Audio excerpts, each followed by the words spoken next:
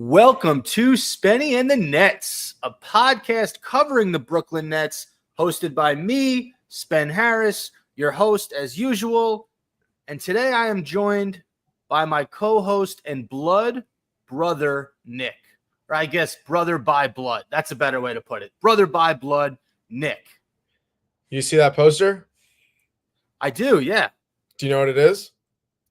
It's someone on the Lakers dunking on Dikembe Mutombo?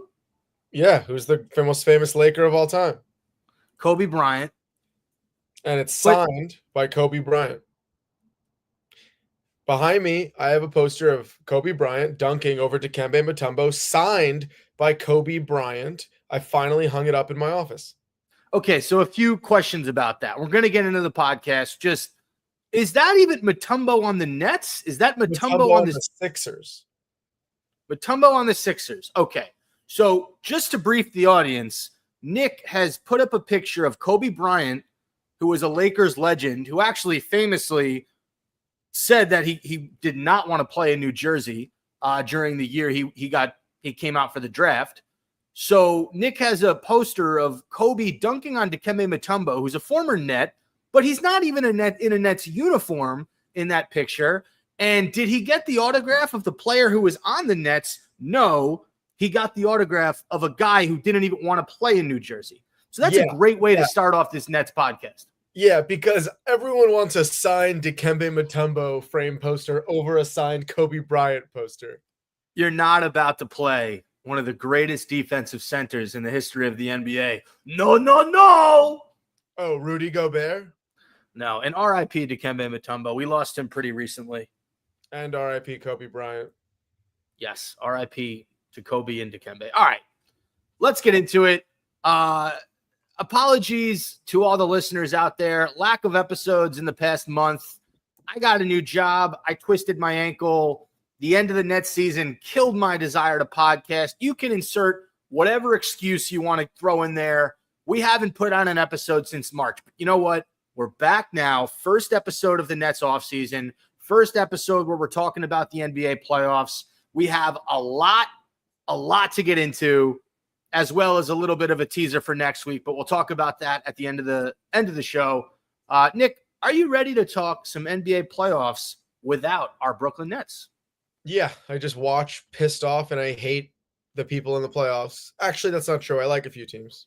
All right, so let's start in the East. We're going to start with the Celtics Magic series. Celtics up 3-1 against the Orlando Magic. This hasn't been too competitive a series to me. I think that the Magic stole game 3. That was a game that the Celtics probably could have won had they hit shots down the stretch in the fourth. We actually were watching that Magic game 3 win together, but Celtics come back in game 4, handle business in Orlando. So now they have a chance to beat the Magic in 5, headed back to Boston. What are your thoughts overall in this series? The Celtics are just a far superior team to the Orlando Magic. Magic are young, inexperienced. They're missing Jalen Suggs, who had a huge season for them. They're missing Mo Wagner, who was a great big man off the bench. So you're talking about a team that's already less experienced, already less talented, missing one key player and another great role player. Granted, the Celtics have too much firepower. They're missing Drew Holiday a couple games, the past few games. They were missing Tatum one game, and they still, for the most part, are handling the Magic. Magic won a good game in what was it, game 3. Game 4, the Magic were leading on. They were going back and forth. They were competing. I'm noticing a similar trend, which we'll get into with the Detroit Pistons. These younger teams do not know how to close out games. A lot of the guys who are playing well in the first 3 quarters shy away from the ball in the fourth quarter. Same with Mikal Bridges. Anyway, shots fired. I expected the Celtics to win. I will say Magic made it more entertaining than I thought they would, but when you're looking at a team with Tatum and Brown, who could be the number 1 on any team, Porzingis could be a 1 or 2 on any team, Derek White and Peyton Pritchard are probably the best 5th and 6th men in the league right now. You have Derek White, who hits every open 3 seemingly, and Peyton Pritchard, who's the front runner for 6th man of the year, shooting out of his mind. It's just way too deep of a team, but I'll tip my cap to the Magic for putting up, I would say, a little more of a fight than most people thought, especially for a smaller market team. Nobody really watched them in the regular season. Them and the Pistons, both fun to watch, both excited for their future. It's not this year. I think Banchero's a superstar. I think he's incredible. Unbelievable. Franz Wagner's a very, very good player. He's had a pretty okay series. He put on in this last game 24 points, 7 assists, 6 rebounds, but he has a chance to get to that next level. After those two guys, it gets a little hairy. It would be Suggs. But again, Suggs is more of like the team's Josh Hart. So yeah, he's a good player, but Suggs isn't the second or third superstar. He's averaging 16, 4, and 4 in the regular season. He's a nice player. A game is a big impact in a series like this where you're lacking scoring. Can you win an NBA championship with Jalen Suggs as your third best player? No, but could you win the last game with Jalen Suggs and make it 2-2 and maybe end up bringing this game to 6 or 7? Yes. Here's my point. The Magic are a few pieces away. Okay. I like Corey Joseph. I don't think that Corey Joseph should be the starting point guard on a contender in the East. Contavious Caldwell-Pope, they brought him in for that veteran presence, hit timely threes. He hasn't done much in this series. Offensively, he's been kind of a dud. And I know he's been the guy to try to rile up this Celtics team and get them aggravated. Not going to happen. Not going to happen with Jaylen Brown, Jason Tatum, Joe Mazzulla. There's a clip when they started jawing back and forth in the game. The head coach of the Magic, Mosley, right? He ran onto the court. He was breaking up, his team. He was trying to stop the guys from fighting. Mazzulla just stood on the sidelines. He was like, I don't give a fuck. Let him go. Let him fight. He's nuts, man, but in a good way. I really like him. Tatum was not. He yelled at Tatum to get up when Tatum was in a lot of pain, and Tatum did not. Yeah, that was a few games ago. I will say with the Magic, last thing I want to say is you got guys like Jonathan Isaac, Cole Anthony. Cole Anthony is averaging 9.5 points a game in the regular season, shooting over 40%. These are guys you needed to step up if you had any shot at this series. I think Isaac's like a 5 or 6 points per game type player, and both of them kind of shying away this series. I think Cole Anthony had 0 points last game or 2 points. Well, he played 2 minutes. He played 2 minutes. It's just not a good matchup for him. The Celtics are too big on the wing. It's not, but my point being, if they're going to be a team in the future that develops into a better playoff caliber team, they need one of these other younger, underdeveloped players to step into a bigger role. Jonathan Isaac, I loved coming out of college, and I think he's not there yet, obviously, to hitting his potential. So just food for thought with these players who are coming off the bench or not even coming off the bench because they're not having the impact they need to be having. 3 more comments for me. Anthony Black, kind of like him as the future point guard of this team. I think he's got some promise there. So if he's able to kind of pick it up next few years, you move on from Corey Joseph, you fill in those last 2 spots. I like Wendell Carter Jr. I don't know if he's the center you want on this team. But yeah, some moves need to be made for Orlando. And then the other thing I was going to say, comment number 2, after I like Anthony Black, comment number 1, the Magic can't shoot threes. All the Celtics do is hit threes. So shooting 8 for 30 from the 3-point line like they did in game 4, it's not gonna do it against the Celtics team, who everyone on that team can shoot threes. Like fucking Tyler, was it Luke Cornett or Tyler Cornett? Luke Cornett. I'm gonna say Tyler. I'm thinking of Tyler Zeller. Luke Cornett comes in and occasionally will hit a 3. Like Sam Hauser's a sharpshooter off the bench. Peyton Pritchard comes in, he hits shots. So yeah, those are the 2. And then for the last comment I wanted to make, this is a good warm-up series if you're Boston. Like, you played a game without Tatum, showed you can win that way. Jaylen Brown had a really rough game 1. You won that game. They're just so freaking deep. So they're probably going to play the Knicks next round, but this is a very good warm-up series if you're Joe Mazzulla and the Boston Celtics. What happened to Gary Harris? Gary Harris is only 30 years old, and you'd think by the way he plays and has fallen off, he's 52. The guy went from like 3 to 4 years ago averaging 12 points a game, shooting like 44% from the field, to averaging 3 points a game, shooting 38% from the field. He was always known to be a decent defender, always known to be a decent role player. He's a guy like a Pat Bev or a PJ Tucker, who's usually the guy you want on, I'm not saying comparable as a player, as a role player who can hit an open 3 and defend. He brings a veteran presence. He sucks now. Like, I would rather play any of these young guys. I don't care how inexperienced they are. Give me Corey Joe 40 minutes a game over Gary Harris.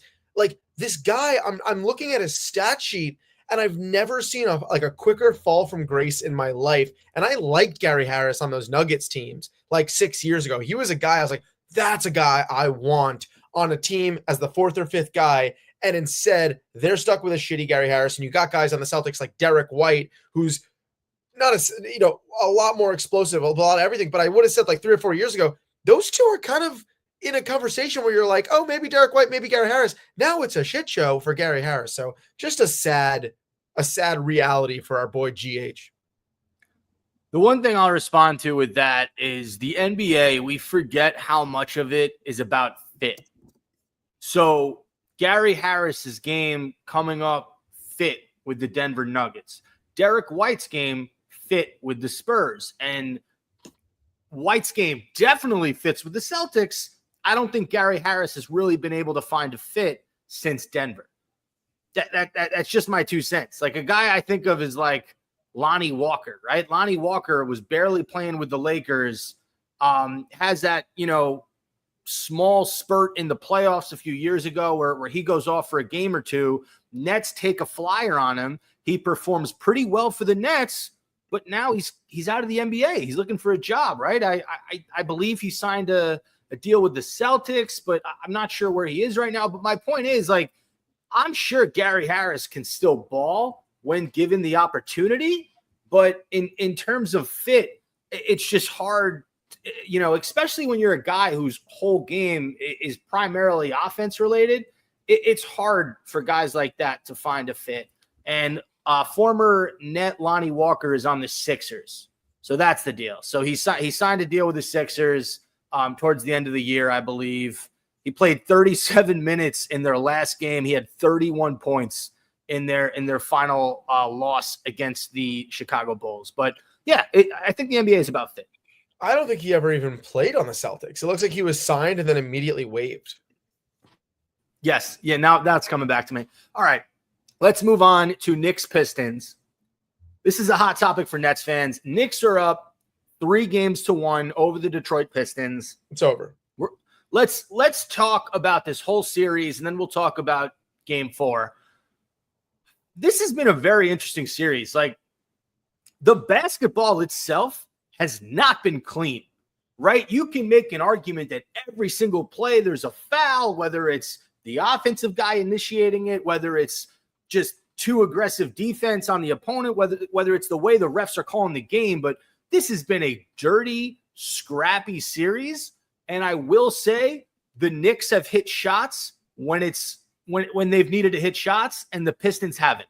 The Pistons can't close. They've led games. They've led games by double digits. And at times they look smooth. I never knew. Again, speaking of small market teams like the Magic, I never watched the Pistons, right? Now I'm watching the Pistons and I'm appreciating all of this young talent, dude. Cade is nice. He's a nice player. I like Duren. That's a bang guy. We always talk about these guys down low, especially compared to KAT, who's a soft little B. I'm going to give him the props on Game 4, hit some huge shots to carry the Knicks to victory. Nick should not have won that game.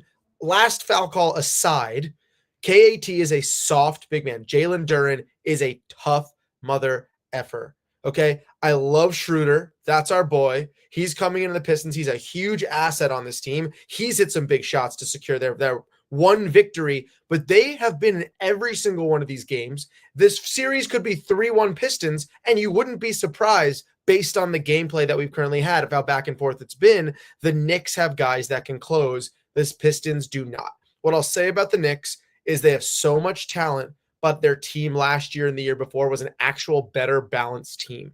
Okay? You can't just throw guys sometimes onto a team and expect them to mesh. Cat, again, anomaly last game of just hitting crazy shots. He doesn't really mesh with this Knicks team. You got guys like Hart, like Brunson, who are banging. You got guys like Anunoby, who's an unbelievable defender. Mikal Bridges, great defender.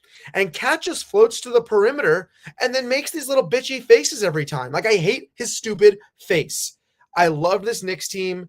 I've always hated the Knicks, but I loved the way their team meshed the past few years until this year. Their offense right now is give the ball to Brunson and hope he draws a foul. That is their offense. Luckily for them, Brunson's been hitting those shots, hitting all his free throws, and keeping them and winning these games for the Knicks. Cat won the last game. I like the Pistons if they had any veteran presence besides Schroeder or any guys like Cunningham who are able to hit these big shots towards the end of the game. Literally one other player. I really shout out to Malik Beasley. I really like Malik Beasley. He's been bad this series. He's had a bad series. He's second behind Pritchard in a sixth man. He will be second in the final vote, I believe.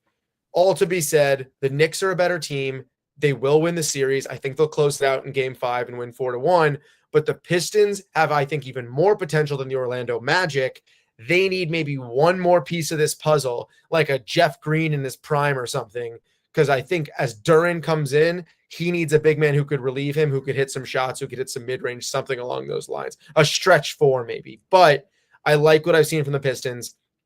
Brunson needs to stop the foul baiting, play actual basketball. I understand it's a way to get points. It is not fun to watch a player who just tries to draw fouls every time. I don't think James Naismith, who invented basketball over 100 years ago, was like, hey, we should invent a foul because you shouldn't hit a player. And then I don't think he immediately thought, oh, that's going to be so fun. People could draw fouls every fucking play. That'll make the game so interesting. No.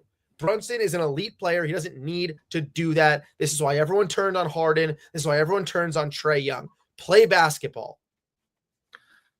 Wow. Quite the rant from avid Nets fan and just consistent Knicks hater, my co-host and little brother Nick. Last thing I'll say, Tom Thibodeau, shave your head, bro. You got little whiskers on your head. It's disgusting. Shave your head. All right, here's what I'll say. Because I'm not even going to hate on Brunson. You did all that for me. He's a savant when it comes to the game of basketball. He just is. Like, he knows how to initiate the contact. He knows how to get the call. And even better than that, if a guy is being aggressive on defense with him, but isn't going to go for the reach, he knows how to ride that guy all the way to the basket and then float it in for 2. And he can step back and hit the 3. I got to give Brunson his props. He has been the best player in this series.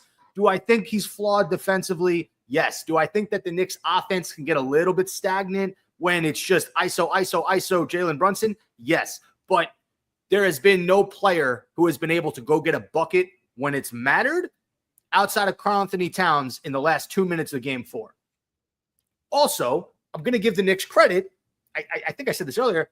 They have hit shots when it's mattered. The Pistons haven't, whether it's been Cade Cunningham, whether it's been Hardaway Jr., whether it's been Beasley, Asor Thompson, who I'd love to see be a little bit more aggressive on offense. They just haven't hit shots. With all that said, the non-call on Tim Hardaway Jr. at the end of regulation in game 4 is the worst missed call of this year by far. And I don't want to hear about anything else. I don't want to hear about how the Pistons cried prior to that. I don't want to hear about how the refs haven't been calling fouls all game. None of that matters, okay? If a guy shoots the ball and is hit checked and you don't call a foul to review that, and that decides the game, we're not talking about, shoulders bumping or anything else. So I just want to point that out there.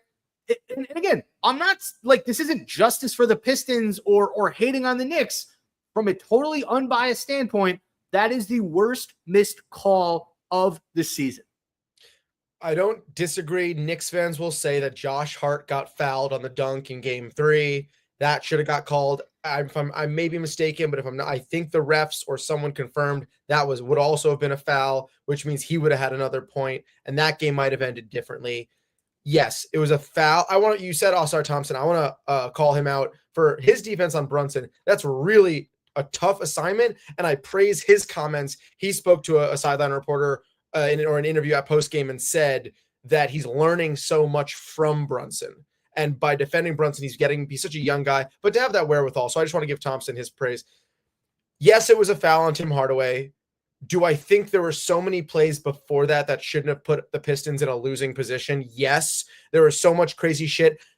Karl Anthony Towns hits a falling away behind the hoop jumper that hits nothing but the net. Like, that shit doesn't happen. That's a once in a thousand chance shot. So the Pistons had every single thing leading up to that last play go wrong, right? You hear coaches say, yes, we missed that call. It's not about the final play.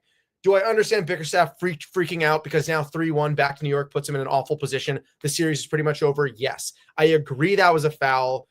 But to sit here and say, I'm not saying it's the reason that the Knicks won and the Pistons lost. I'm just saying the call was egregious. Now, Paulo writes in, he's our number one commenter. He writes in, do you think the refs should have ended that game on free throws after the way they called the entire game? Consistency. I get that, but I'll tell you this. How many times have we seen Jalen Brunson pump fake and then jump into the defender and get the call? Tim Hardaway, he pump faked, got Hart in the air, and maybe jumped an inch to the left where Hart jumped into him. So you want to talk about consistency? If Jalen Brunson is going to get those calls nonstop where he's jumping blatantly jumping into a defender, I'm just saying Tim Hardaway Jr. getting Hart in the air and then initiating the contact, that should be a foul too. I mean, listen, Brunson spends more time on the ground than a freaking Roomba. All right. Like, he is literally, the Roomba, like the automatic vacuum. No, like, I would, yeah, I got the joke. He's always on the floor. I agree with that. I think, again, that was my problem with Brunson. You talk about him being an elite player. Nobody's disagreeing with that, but Brunson was getting Thompson fouled out in the prior games by just falling down every time he had contact. So yes, I agree. Brunson was pushing the boundaries with fouls. I agree with Paolo, who just made that comment, that it was a really physical game. They were letting them play, which we as the audience love. All we want them to do is let them play. With that said, on that final play, that was an egregious foul. If you're talking about ticky-tacky fouls, don't call them. If you're talking about a shot that didn't even allow Hardaway to like get the ball off in any sort of normal position, I like Jalen Roomba Brunson. Yes, Hardaway literally could not shoot the ball because of that foul. A lot of other plays, players are flopping. Players can still get the layup up. They're going to look for the and one. They're going to look for a tiny slap on their finger. A lot of calls I'm okay with being missed in that regard. But a play like this was the equivalent of a tackle. Hardaway could not shoot it. All right, we're going to move on. But Jalen Brunson's new nickname for all you Nets fans out there, Jalen Roomba Brunson. Guy spends more time on the ground than a Roomba. All right, Nick, next series, Pacers, Bucks, 3-1 Indiana. Last thing I wanted to say about the Knicks series, Dennis Schroeder is outplaying Mikal Bridges in terms of former Nets. Let's just call that what it is. From what I've heard from my Knick fan friends, they don't like Bridges. I know. I just wanted to point that out there. Dennis Schroeder, Nets legend, OG, was probably the best player on our team to start the year. And Mikal Bridges, just whatever. Mid-Kale fraud Bridges. Okay. Pacers 3, Bucks 1. Damian Lillard is out for the rest of the series with a torn Achilles. You hate to see that. Guy had a blood clot in the other leg. Now he's got a torn Achilles. Not sure what the rest of his NBA career is going to look like, but in terms of the Milwaukee Bucks, this might be it for the Giannis Antetokounmpo era in Milwaukee. We'll talk a little bit more about that later, Nick, but talk to me about this series in general. What are your thoughts with Indiana giving Milwaukee the smackdown? I saw a stat. I think the Pacers, like the last 60 games of the season, had like the 5th best record in the league. It was something crazy, like 40-17 or something. The Pacers are a playoff team. I love this team. I love Mathurin. I love Nembhard. I love Halliburton. I love Miles Turner. Like, all these guys are freaking weirdly clutch playoff basketball players. And on paper, they're like, to me, such a mid-tier playoff team in the East. But they come in. You saw them last year put up a fight against all these teams. They're beating teams you never thought they'd beat. So, yes, the Bucks I put in a similar position right now as the Knicks, where the Bucks got worse. They brought in a bigger superstar, but somehow the team is performing worse defensively. If Giannis isn't scoring, if Dame isn't scoring, and now he's out, you don't have those guys like Middleton, or who was it a couple years ago? Grayson Allen. Brooke Lopez is getting older. You don't have, was it Grayson Allen or is it Pat Connaughton? I'm just thinking of like a Pat Connaughton, that's who it was. Johnny White guy. They don't have those pieces like the Celtics have. So I don't like the Bucks team. And meanwhile, the Pacers got better and Mathurin's healthy now. Mathurin wasn't healthy last playoffs. So I love the Pacers team. It sucks with Dame getting hurt It's really bad timing, obviously for the Bucks, but also because he was talking so much shit to Halliburton, and I loved that. Halliburton was smiling. Dame was pissed. The Pacers were manhandling them. Dame couldn't handle it. I think that was game 2. They come back, the Bucks, they win it. You think they're going to make it a series. Dame goes down. So bad timing for Dame, bad timing for the Bucks, bad timing for shit talking. I love Dame. I love Dame time. I've always been a Dame guy. With that said, even with a healthy Dame, I don't think they beat the Pacers this series. I don't think they're a championship contending team. I don't think right now with the current roster, Giannis should want to stay there. We're going to get to that. But I think they broke up a team. They got rid of Bud. And it's almost reminiscent of the Nets trying to get like Durant, Harden, and Kyrie, give everything up ASAP and win, but yet not as good. It's not as good.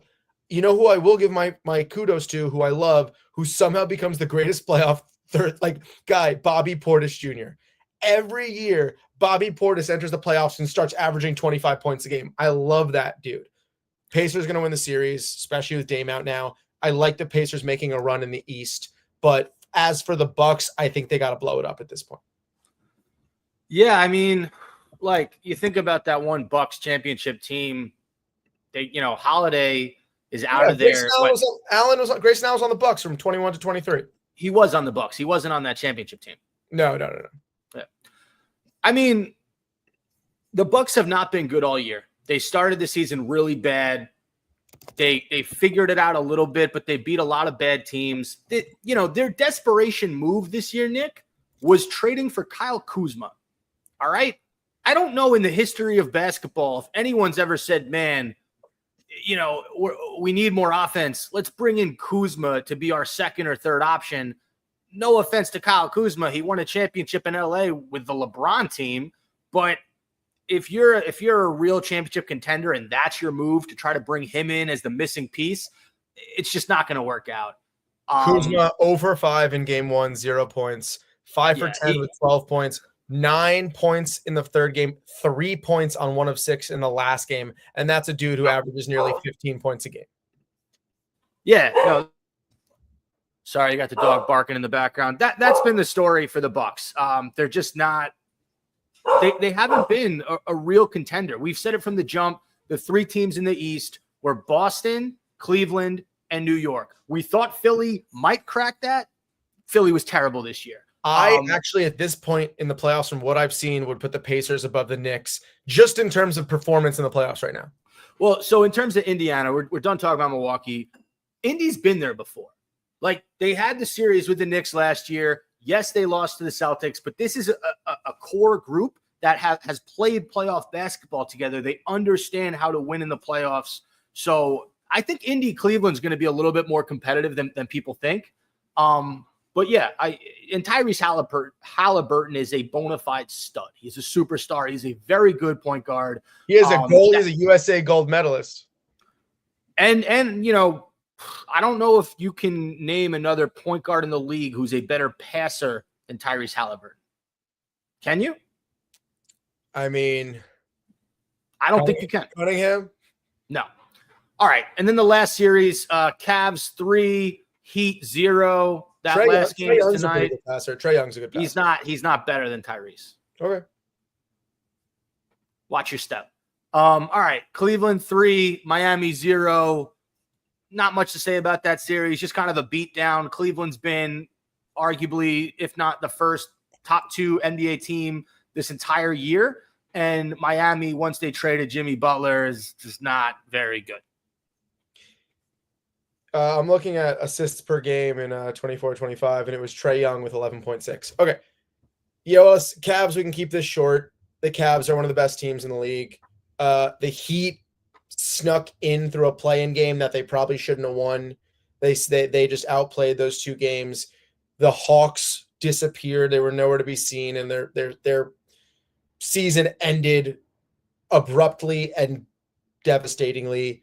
The Heat just don't have the firepower. I love Bam. I like Hawkes. I'll always have my love for my boy Duncan Robinson. Shout out Slate Milk. Andrew Wiggins is not the guy who's gonna help carry a team. He got rid of Butler, and now look how great the Warriors are doing. This was a game. I think I actually picked Cleveland in 4 or 5, And I don't even think it gets to 5. It's going to be a clean sweep. All right. So that's the East. And can I just say, I don't know another team in the league that has a big man combo of Mobley and Jared Allen. They can both shoot, they can both pass, and that down low game they have together, and their rotation is so smooth. The way they move, one pops to the elbow, one goes down low to the block, they switch, one pops out for 3. Like, I don't know right now any other team that has 2 7-footers you could have on the court at the same time. Listen, Cleveland, Boston, Eastern Conference Finals, it's going to be a movie. I'm telling you. It's going to be a good series. All right, we're 30 minutes into the episode. We haven't even talked about the Western Conference yet. But listen, we haven't recorded in a month, all right? You got to give us some time to get all our basketball opinions out there. It's going to be a long episode. We are going to get to the Nets. But if you need to go to the bathroom, grab some water, do it right now, because we're starting with probably the most boring series of the playoffs, OKC, Memphis. 4-0 OKC. Ja gets hurt in what? Game 3 he got hurt, I think it was. Yeah, I think game 3. He played all games except for 4. Yeah, I mean. They should have won game 3. The Grizzlies should have won game 3. Right. They were up big. What were they up? 27 points or something like that? Something insane. Listen, I'm going to get called an idiot. I thought the Grizzlies had a shot. I thought they were going to put up a fight. I thought the end of the season they looked good. I thought the playing game they looked great. I thought given the playoff experience of Bane and Morant, a lot of guys who were hungry to get back. I love Jackson Jr. All these things to be said. I naively did not realize how good the Thunder were. I saw their record. I saw a few games this season. I didn't see any unbelievable games against great teams. I just didn't watch them, but I know they existed. And I kind of thought that them being a number 1 seed was like, okay, Grizzlies are a good team. Maybe they could put up a fight. I was so wrong. I'm stupid. The Thunder are unbelievable. And they just look like they're having fun.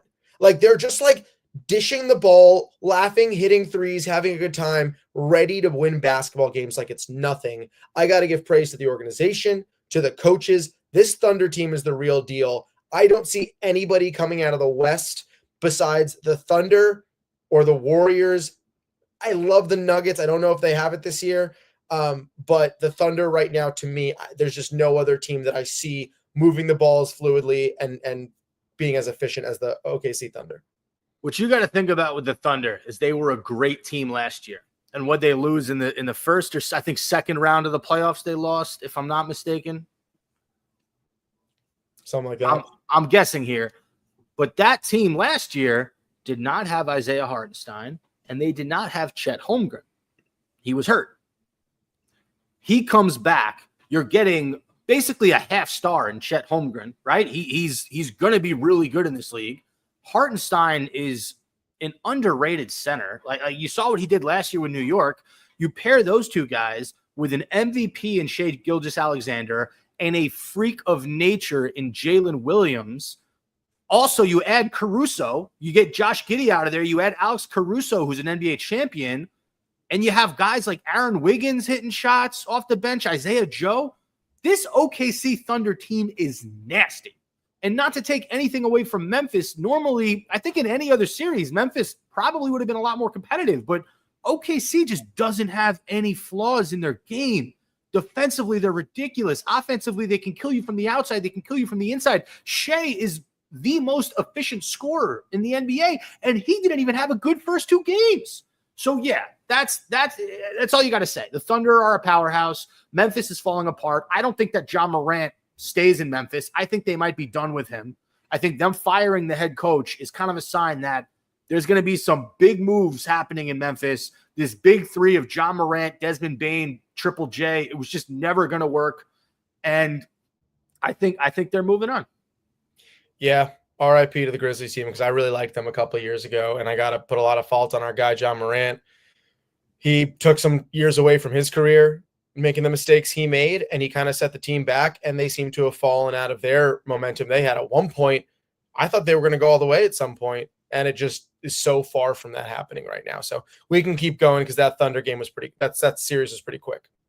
All right, next series, we got Nuggets 2, Clippers 2, easily the most exciting series of the first round. I would probably say Knicks, Pistons is, no, maybe, I don't know. Warriors, Rockets, Knicks, Pistons, and Timberwolves, Lakers are all equally as exciting.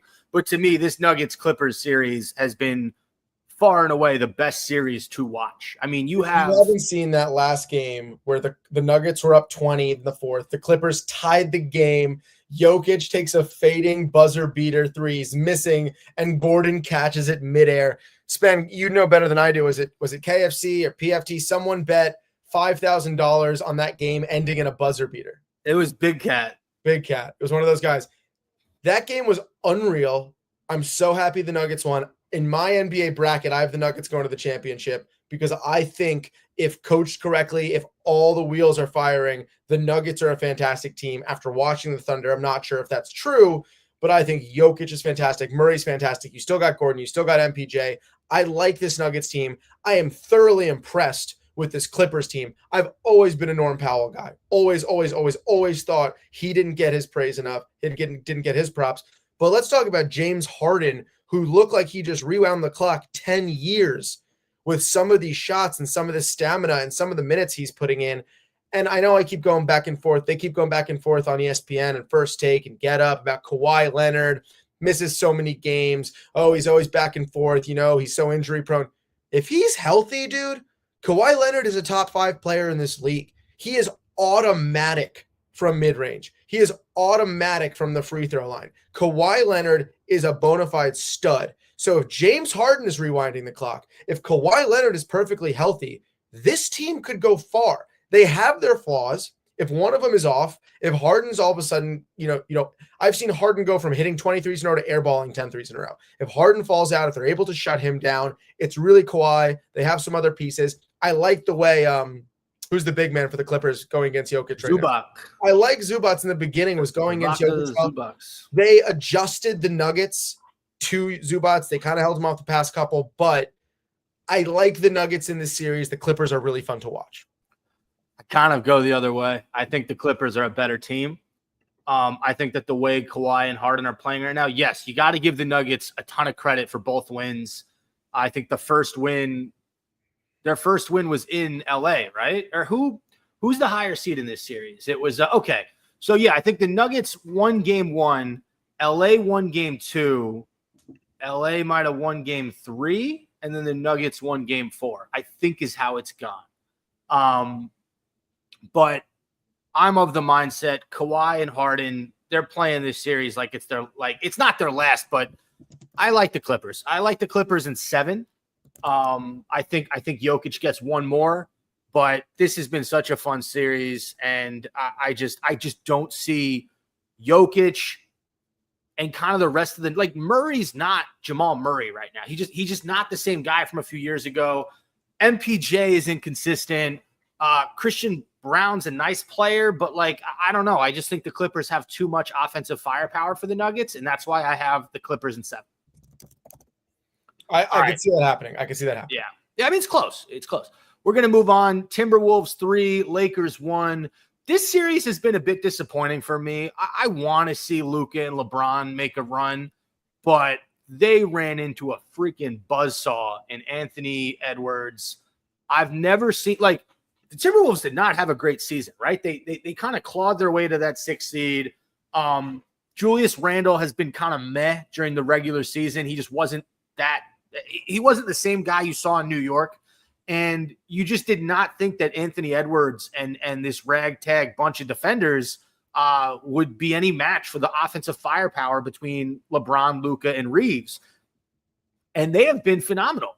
Edwards has played like the best player in the NBA in this series.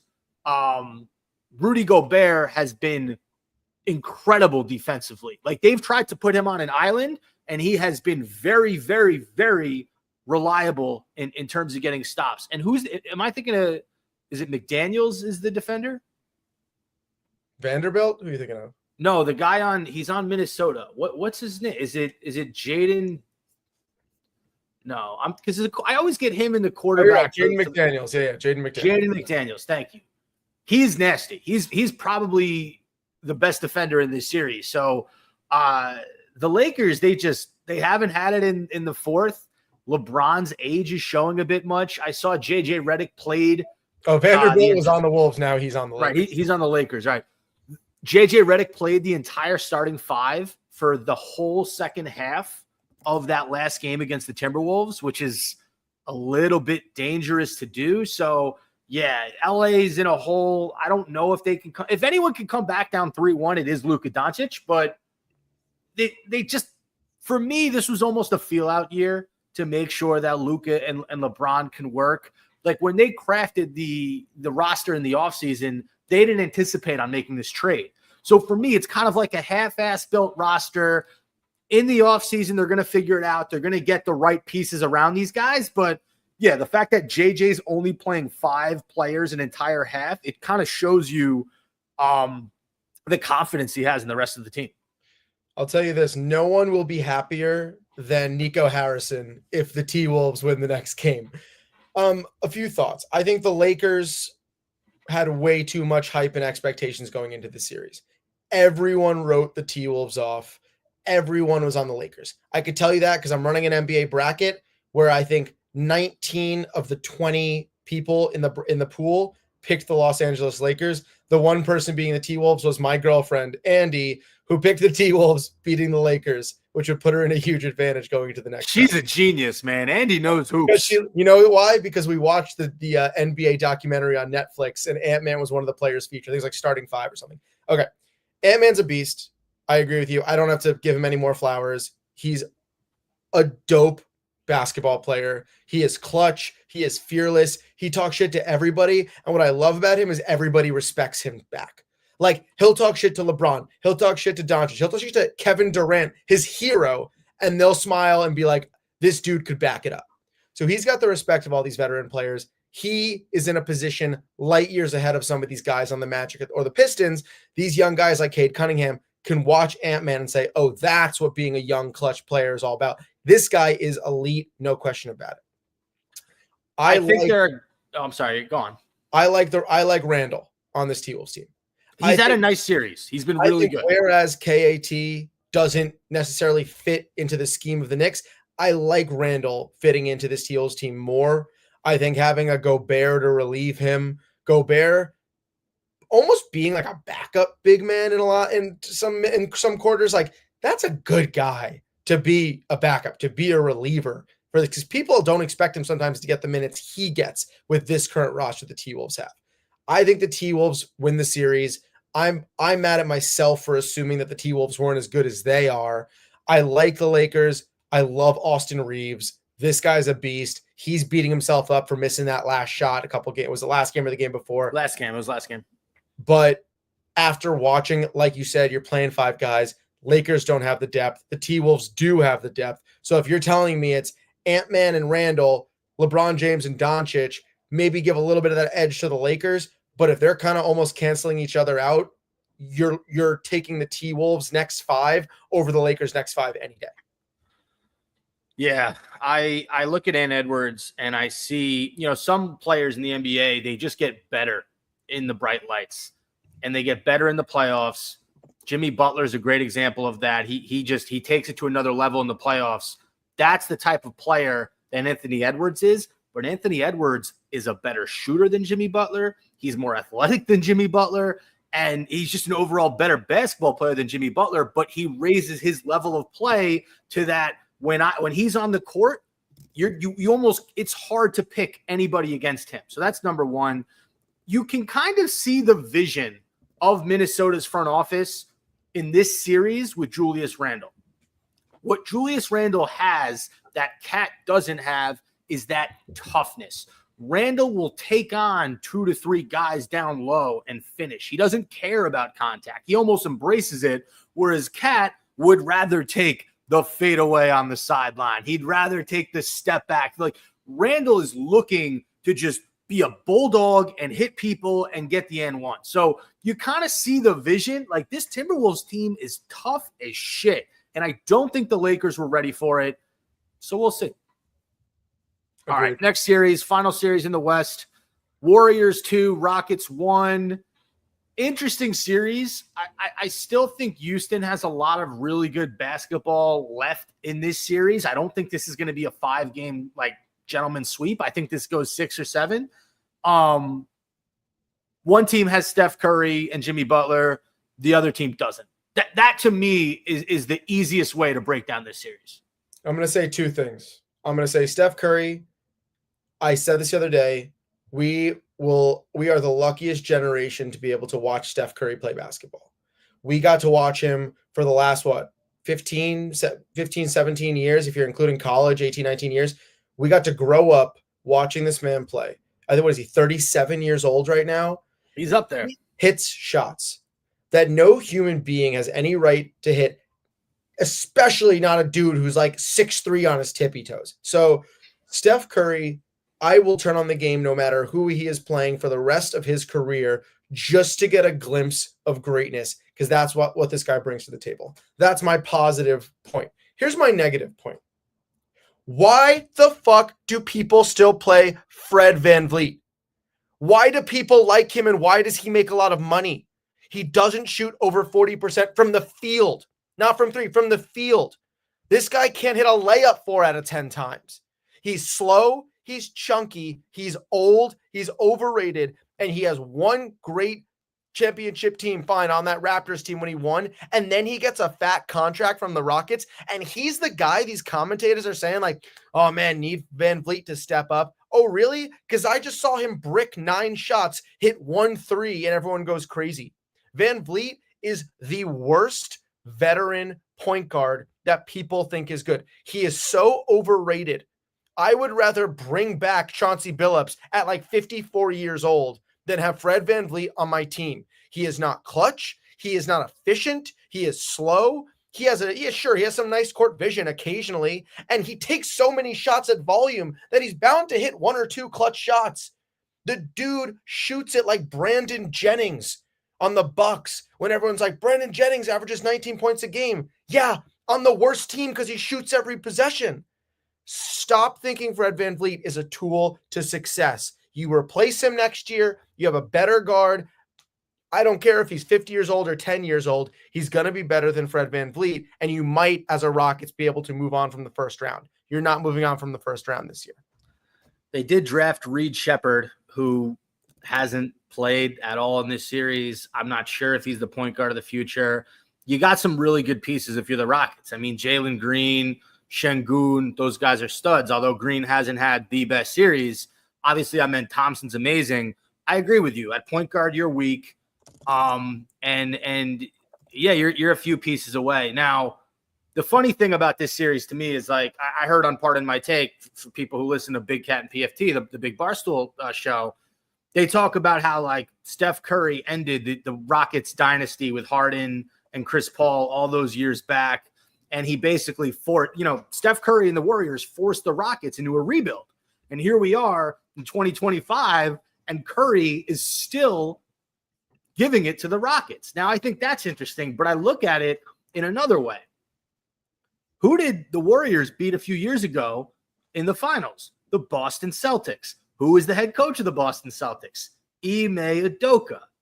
So Udoka lost to Steph in the finals, has a scandal in Boston, gets shit canned, finds a new job in Houston, builds the team up to be the second best team in the West. And who do you have to face in the first round? The guy that took away your championship several years ago, and now he's going to boot you out of the first round. It's just like Steph Curry's inevitable. He just fucking is. I stupidly bet on the Rockets. I think it was the game that they didn't have, the Warriors didn't have Jimmy Butler. I bet Rockets money line, and they found a way. And the cool thing about the Warriors is the role guys just have to do the bare minimum for them to win. Because Curry's going to take you to in crunch time, he's going to hit the shots. He's going to make the plays. Draymond will get some defensive stops or two. But if you're Podzinski, if you're Quentin Post, if you're Buddy Hield, you just got to hit Gary Payton, who's great last game. You just got to do the small things. You got to make the hustle plays. You got to hit open shots. And having a guy like Curry on your team, it just makes the game easier for them. So, yeah, I would think Warriors in 6, I would say. I will say Udoka's going to get out to Steph Curry again. You're right. But he's a great coach. And taking the He's a good coach. He is. Taking the Rockets to where they were the past few years, the worst team in the league, to being in the position right now. And what are they? Are they a 2 seed? No, They're the 2 seed. They're the 2 seed. So yeah, give him his flowers. They're not good enough to get past these players. And I think the Warriors, like the Pacers, are better than they were in the regular season now. I like Pajemski. That's a dude right there who's got to learn firsthand from Steph Curry, and he fires at will. Like, he's the new Klay Thompson in a sense. Obviously, a little disrespectful of the guy Klay if you're calling Brandon Podzinski the new Klay Thompson. You can't even say his name. I know he's nowhere near Klay Thompson in Klay Thompson's prime, but he's filling the role. Here's what I'll say. Jimmy Butler and Pajemski together are the new Klay Thompson. That's a compliment to Klay Thompson. It takes an all-star and another player who could shoot to be equal to you and Steph's two-man game.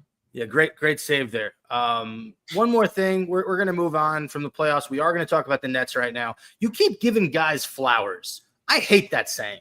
You're not going to give anyone physical flowers. You're just giving them metaphorical flowers. And what man would you give flowers to? I think a man could appreciate flowers. First of all, I don't know a lot of these guys personally. If I could, maybe I would give them flowers after the game. Maybe I'd say, hey, Steph, great shot. Here's a bouquet of something. So, like, you don't know my relationship with these guys if we were friends. And I think that's also kind of sexist for you to assume that men don't want flowers. I like flowers in my apartment. Do you like flowers in your apartment? Yeah, but no one's ever gotten me flowers after. I've never done something really well, and then someone's like, you deserve flowers for that. That's never happened. I'm not saying that guys can't appreciate flowers. I'm just saying, how often have you done something great in your career and someone's like, you know what? Nick really killed that presentation. I'm going to get him a fucking bouquet. It's my 30th birthday on Saturday. I want you to give me flowers. All right, let's talk Nets. We spent 50 minutes talking about the NBA playoffs. Let's talk about the Brooklyn Nets. We're going to start with some lottery talk, Nick. Wednesday, June 25th is the NBA draft, but the lottery ping pong ball thing is coming up on May 12th. And while I'll be in Portugal, few questions here, Nick. Who should rep the Nets? The Nets have the 6th best chance at getting the first pick. Which person would you want to rep the Brooklyn Nets at the lottery ping ball event thing that they do? Wait, so how do they decide who it is? It's a random person? Well, no. Each team picks somebody to represent them. Like a player? It can be anybody. It can be a player. It can be a fan. It can be a former coach. It can be an owner. It can be the owner's son and daughter, whatever. I want it to be who's it? Ulbrich? Who is the guy who prank called Shedeur Sanders? Yeah, Ulbricht's son. Oh, man. I would want it to be Richard Jefferson. Okay. I got one for you. You ready? Don't say Lawrence Frank. I want it to be Mr. Whammy. Oh, that's cute. I like that. That's a cute idea. I think that would be cool. The ultimate Nets fan for those who, if you pay attention to the Brooklyn Nets, New Jersey Nets when they were in the Meadowlands, you know who Mr. Whammy is. I ran into him at a game, I think last year or 2 years ago. He should rep the Nets. He'll bring the Nets good luck. That's my pick. You would say Richard Jefferson? I would say Richard Jefferson. I think, this whole reset we have, we're going into this next season. Here's our next season after this pick of kind of like, here's the real build. Here's where it all starts. There's no one who is a better guy, a classier guy to do that than RJ Richard Jefferson.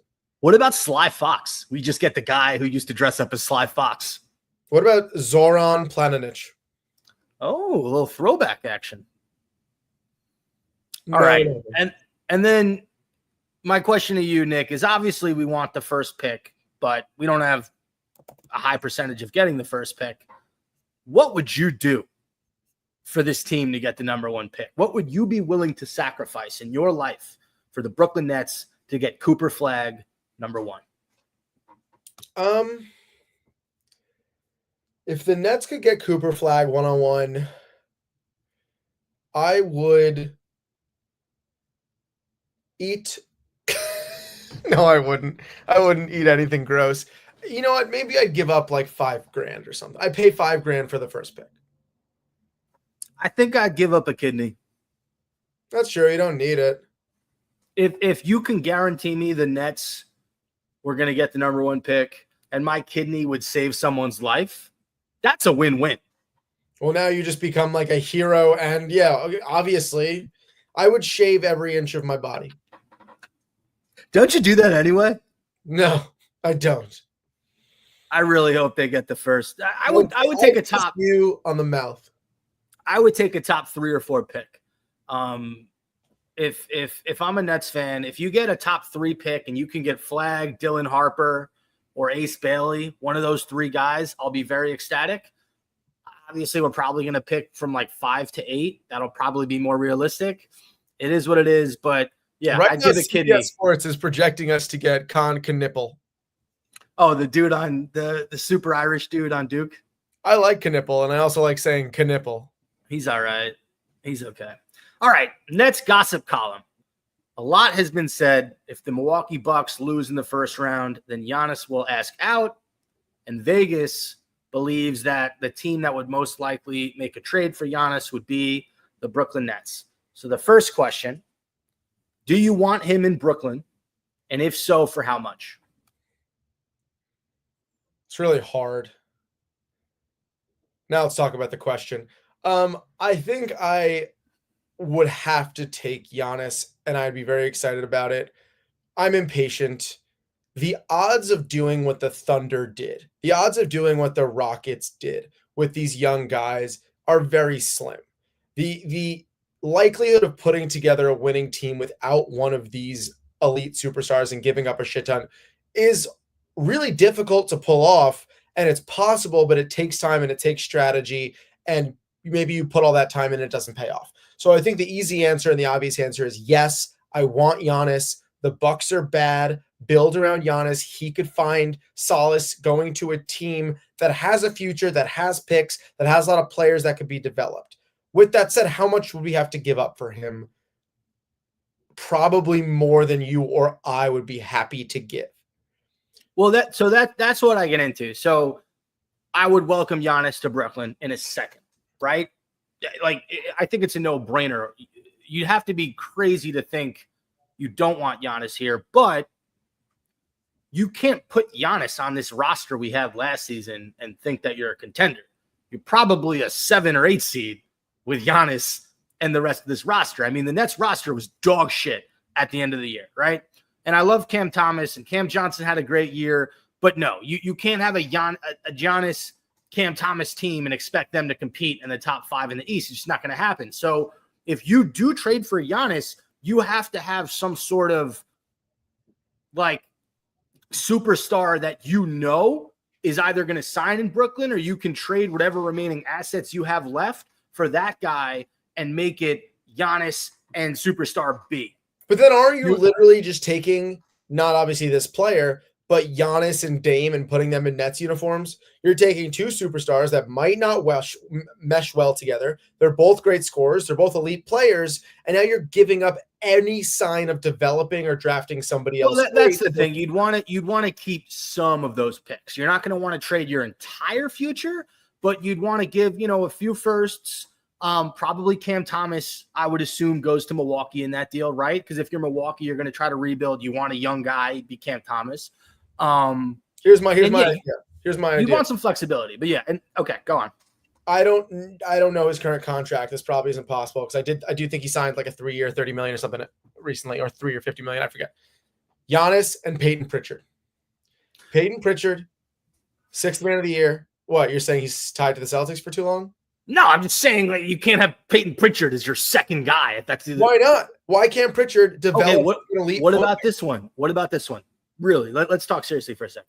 Trae Young and Giannis. I was being serious. What has Trae Young done? He gets out in the first round every year, no matter who you combine him. Nick, as the number 1 guy.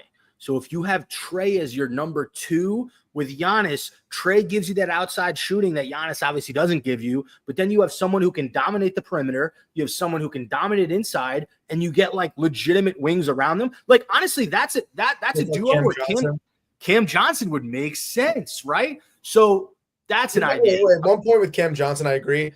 Fuck Dorian Finney-Smith for now being good on the Lakers. He was good on the Nets. He wasn't bad on the Nets. He's streaky. I thought this was is there any other superstar that you think you'd want to see Giannis paired up with? You mentioned Trae Young. Peyton Pritchard isn't a superstar, but whatever. Not yet. Anybody else that comes to mind? Because I have a very funny tweet Fred I want to share with you. Fred VanVleet. Yeah, that's funny. So Billy Reinhart, who was big on Nets Twitter, Billy's a friend of the program. He has not been on the show, but he wants to come on and join us. He wrote, I can't think of a better way to try to beat Jason Tatum, Jaylen Brown-led Celtics team than building an even better forward duo with Giannis Antetokounmpo and Kevin Durant. They're a duo that Brooklyn should seriously consider expediting and potentially abandoning their rebuild for. Would you, Nick, abandon the rebuild for Kevin Durant's return to Brooklyn with Giannis? No. It didn't work before. It's not going to work now. Durant's getting old. Get a younger guy. Get a Giannis and get like a Brandon Ingram then if you want a lanky shooter. Again, that was an insult to Kevin Durant, who was one of the best players to ever live. But get me someone like a Zion. Get me someone who's great, maybe not as great as Durant, but has another 10 years ahead of him. Durant has 3 or 4 max. I want, even if we're getting Giannis and we're ditching the rebuild, at least give me these players that have longer than the Garnett Pierce trade and Joe Johnson, where we got these players at 39 years old and had one chance to win it all. Yeah, it's a wild thought. I also don't think Kevin Durant ever wants to play in Brooklyn again. I think he's got more pride. I think he's got more pride than that. I think he enjoyed his time here. I don't think he's the biggest fan of Sean Marks. I think he's okay with the organization, but I think like this part of his career is over. I do not think he wants to. He's definitely going to play somewhere else. I think Houston is probably where he goes because they're a Kevin Durant away from being the top team in the West, or at least competing with the Thunder. But yeah, I don't see it. I do like the Trae Giannis duo. It's just better than Dame Giannis because Trae is a lot younger and he just does a lot more at this point in his career than Dame does. I don't know how far that gets you in the East. Like, I don't know if Giannis and Trae is better than Tatum and Brown. I don't think it is. I don't know if that team would be better than the Cleveland Cavaliers. Like, it's fully dependent on who you build around them. But right, yes. Right. All right. So that does it with this week's episode of Spenny and the Nets. It was a long one, but we're glad you listened to the whole thing. For those who are still with us, we are going to put out episodes each week. I'm not going to go through a hiatus again, even though my schedule is a little jammed up and I am going to Portugal for a few days in the middle of May. We are going to do our best to put out really, really good content for you guys. And actually, we have a surprise guest, hopefully coming on the show next week, a former Nets player. We're not going to tell you much more than that, but it's going to be a great interview. Get excited. Spenny and the Nets, we're not going anywhere. Nick, any final words for our listeners? Thunder are winning the championship. Over the Celtics? Yeah. All right. Thanks for listening to another edition of